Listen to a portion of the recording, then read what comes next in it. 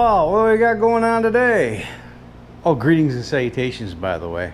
Some of you old school subscribers might recognize this. You haven't seen it in probably 7 years, but this is an air compressor that I built way back when I first bought the Suburban. We were planning a extensive off-road trip, so I built this thing and I mounted that in the back of the Suburban because the Suburbans are huge.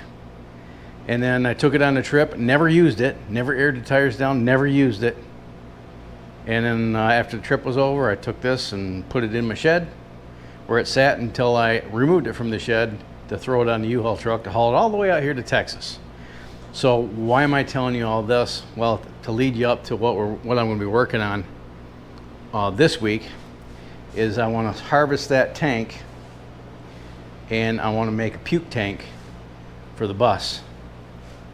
Puke tank, yeah, that's just a layman's way of saying I want to make an overflow tank so that if that power steering pump ever fails again, the seal, and starts pumping power steering oil into the engine oil and overfills the crankcase, it doesn't just puke out the vent and all over the ground or all over what I might be pulling behind the Jeep. That's kind of not very environmental. If it's puking all over the ground, it means it could, once it hits the airstream, it's spraying all over the place. It's coating the back of the bus, coating whatever vehicle I'm pulling behind the thing, and quite frankly, having that much oil in the engine compartment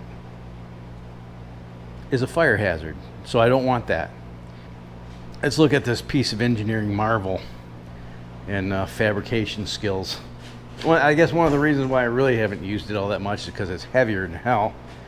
And I mean, it works fine, but you have to kind of babysit it because there's no like throttle kick down and there's no governor, so it will run. If you crank the throttle up, it'll run until it blows up. I have a nice little belt guard that I made here, and I made this exhaust system muffler, and I made this fuel tank. Look at those TIG welds, aren't them beautiful? Yeah. And this holds about, I don't know, 16 ounces. This is your intake. This is your output hose. It goes to an oil separator. The air conditioning system is a closed loop and it just pumps oil through the system. This will blow oil out this, and this captures the oil before it goes into the tank. I have a pressure switch here, and underneath this cover is the dump valve, I think, or maybe it's just the electronics to turn it on and off. I don't remember anymore, and I haven't looked at it in 7 years, so you'll forgive me. Nope, it's nothing. I do have another switch. My goodness. So if this fills up with oil, I can just come out here and crack it, and while it's running, and the oil will drain out here and be siphoned into the airstream and fill the air compressor back up. This actually worked pretty well. This is just drip irrigation line, and then the air, when it goes through here, separates the oil, goes down into the tank, and there's like I said, there's a pressure switch, and there's also a petcock on the bottom, and then there's a three-way dealio there with a pressure relief valve, a gauge, and a standard fitting. So what I'm going to do is I'm going to take all this stuff off of here. I'll probably cut these off on both ends, and I want to stand this vertical so I can put a bung right here at the bottom of the end cap, so that any oil that goes in here can be drained effectively. There is a drain valve here. I probably could just mount it like it is, but I don't know. First things third, I need to take all this garbage off of here and see what I'm dealing with.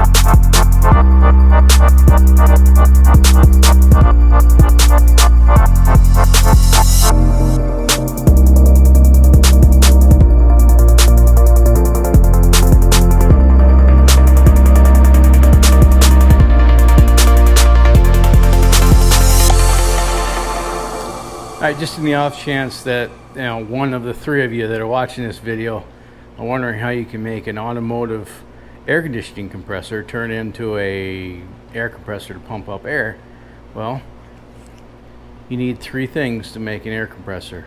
You need a motor, some kind of motor, electric, or in my case gasoline powered motor engine, to turn the air compressor, and that's really all an air conditioning compressor is an air compressor. Some are better suited for conversion than others. This would be one of them, and this is an old I don't know when they started making these V-twins. I know this one came off my Dart. It was made in 1969. I'd imagine when they first started coming out with air conditioning on Chryslers, that's what the air conditioning compressor looked like. Okay, so you need that, and you need a storage tank, because this isn't going to produce enough air right out of this hose to drive any air tools. You need to pump up an air tank so you have some in reserve. And then when you need to pump this thing up, you fire up your gasoline engine and you energize this with 12 volts, and this is the clutch. So normally this would be driven off the engine, off the crankshaft, and this particular unit was being driven off that 5.5 horse Honda, and when the clutch isn't engaged, it spins freely. But as soon as you put 12 volts to this, inside this clutch here is an electromagnet, and it will draw the clutch plate into the clutch, locking it up and turning them both at the same time. I was going to buy enough sheet steel to I could build this puke tank. Well, then last night over dinner I got to thinking of alternatives, and I thought of a bunch of alternatives. I even thought about buying a fuel cell, like a little 2.5 gallon fuel cell, and those run around $50 on eBay and on Amazon. And thinking, I don't remember how big this was. It looks like it's probably maybe a 3 gallon. I'd have to do the math. It's either, I don't think it's a 5 gallon. It might be a 5 gallon. I think it's a 3 gallon tank. And I bought this, I think I bought this off eBay, but I found some on Amazon. They're like $40, $45, something like that. So if you're looking for something like this, if you want to build like a air tank for your off-roader, or maybe you got air horns and you need a bigger storage tank, get yourself one of these. But I think if I were going to do this again, I would probably still get some kind of storage tank like this, or include it in a bumper like my friend Martin did with his, and then just use a 12 volt air compressor that lowriders use for suspension systems. I'm going to cut this all off, and I'm probably going to cut these feet off and these off, and then go for there. But before I do that, I want to make sure that I got all my stuff cleaned up so I'm not tripping over bolts and nuts, and I probably want to change my shirt because I don't want to get this all burnt.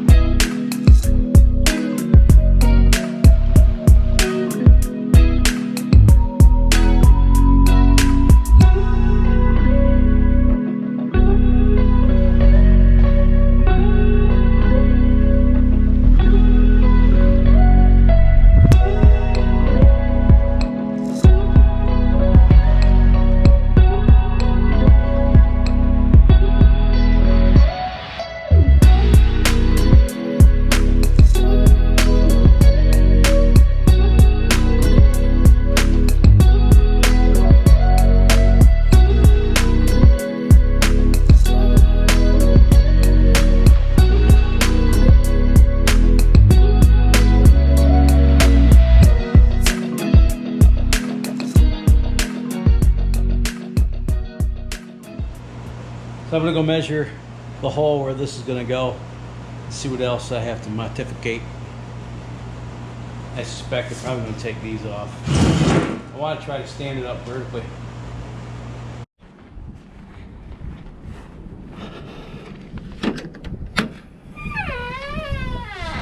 Would you look at that? Sweet mother jankum, it works. So I thought I'd put it right here, but nope, too tall. Unless I cut a hole in the floor and run it through here. This vent right here in the valve cover has a hose attached to it. It goes to the back of the engine and then down and alongside and comes out between the transmission and the engine, just dumps onto the ground.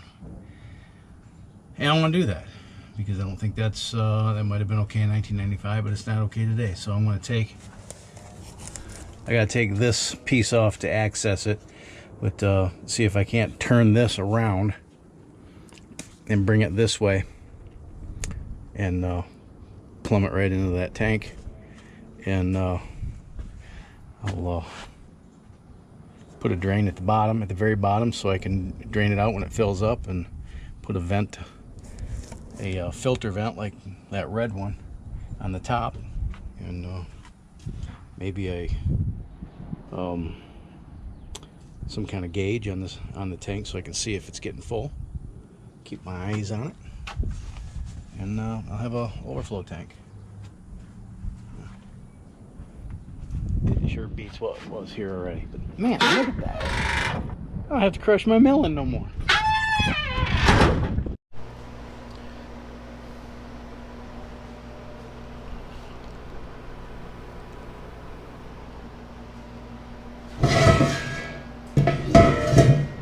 Yeah, ready for tomorrow. So I'm gonna go hop in the shower, get cleaned up, snuggle my babies, go to bed, and when I get the kids off to school tomorrow, then I'll come back out to this and formulate a plan of attack. See you tomorrow. Ooh.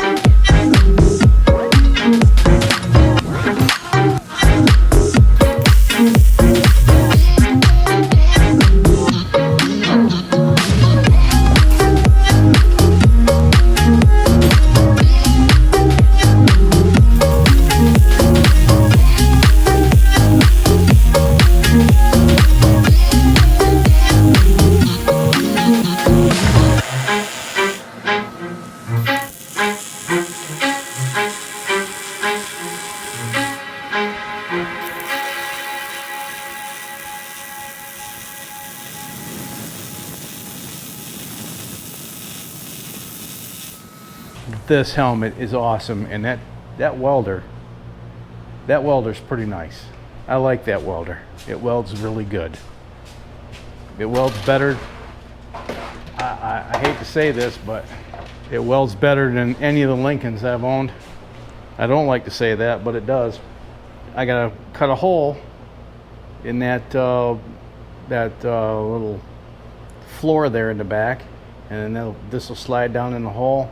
I'll weld some studs onto this so I can bolt it to it, and maybe I'll see if I can get a sight glass. Anyway, so I gotta drill a hole in the bottom of this and move a bung. That's gonna have to wait for another video. Can't do anything out there anyway because I gotta move the bus closer to the driveway so I can use my plasma cutter to cut that hole, and I can't move the bus until I get the power steering fixed. Story of my life.